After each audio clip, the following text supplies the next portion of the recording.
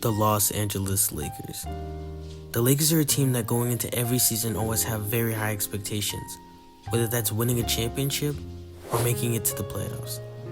But these last few years have been nothing short of underwhelming. Coming off of our 2022 NBA championship, the Lakers just haven't been able to properly execute on making a championship roster. So I decided to take it into my own hands by trying to fix the LA Lakers. So when it comes to trying to fix the LA Lakers, the first thing we have to analyze is, what do the Lakers need? And I'm going to be honest with you, the Lakers need a lot on this roster. I think the number one thing that they need is a center. Someone who can actually contribute under the rim and help Anthony Davis not have to take on so much of a load every single night. Now the next priority is guard play and shooting. I believe when you have a team around LeBron James where you have maximized the guard play and shooting, you get the best out of everybody. When LeBron is surrounded by shooters, it just makes it easier for him and everybody else to be able to penetrate into the paint and get easy buckets. The last thing that the Lakers could use is wing depth. Just someone who can play great perimeter defense and spot up shoot. Now with these perimeters set, let's get into some of these trades. So the first trade consists of the Toronto Raptors. They received D'Angelo Russell, Rui Hachimura, Gabe Vincent, and Jalen Schifino and a 2029 first round pick. While in return, the Lakers received Bruce Brown, Jakob Poeltl, and Davion Mitchell. Now the reason I like this trade is because we get a defensive big in Jakob Poeltl who we can put at the center position and move Anthony Davis to the power forward position where I think he actually is better utilized. Not to mention we get Bruce Brown, someone who we've seen be very effective on the championship Denver Nuggets team. He spaces the floor for us and I think he'll be a perfect fit on this team. Now the next trade I constructed consists of the Utah Jazz.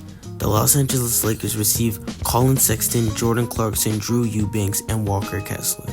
While in return, the Utah Jazz receive D'Angelo Russell, Rui Hachimura, and Gabe Vincent, and a first round pick and a bundle of second round picks. Now the reason I like this trade is because we get two guards that can create their own shots, and we get someone in Walker Kessler who is a great defensive big. I can't even imagine what Walker Kessler would look like alongside Anthony Davis. Now we're going to call it the Atlanta Hawks. This is an interesting trade because I don't know exactly where the Hawks are going in their direction for this season, because they're playing better of late, but they're not necessarily a high seed in a weak conference. But I think the Lakers trying to get an offer of Clint Capella, Bogdan Bogdanovic, and Cody Zeller in return for D'Angelo Russell, Rui Hachimura, and Gabe Vincent, and a bundle of second and maybe a first round pick would be very good for the Lakers. Clint Capella is someone who we can use as a lob threat. He's a good enough defender to pair against with Anthony Davis. Bogdan Bogdanovic is a prolific shooter and someone I think will play great off of LeBron James. And we get another backup veteran big man in Cody Zeller. Now let's get into the last trade. For the last trade, the Los Angeles Lakers are going to have to call up Detroit, and they're going to ask for Jalen Duren and Tobias Harris. In return, they're going to get Rui Hachimura, D'Angelo Russell, and one of our top picks. Now the reason I really like this trade is because we get someone in Jalen Duren who he's a very young big man, but I think he fits perfectly against someone like Anthony Davis. He's also a lob threat, so LeBron can work his magic just throwing it up to him. And he's someone that we can build on later once LeBron's era is kind of over and it's Anthony Davis and Jalen Duren. We also get Tobias Harris.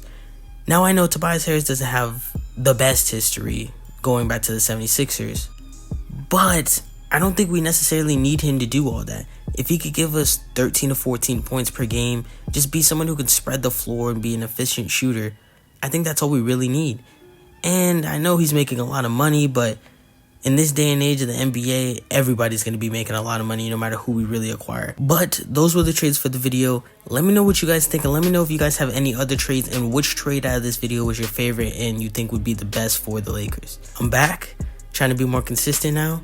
All I can say is thank y'all for continuing to watch these videos. Thank God. And NBA Sphinx out.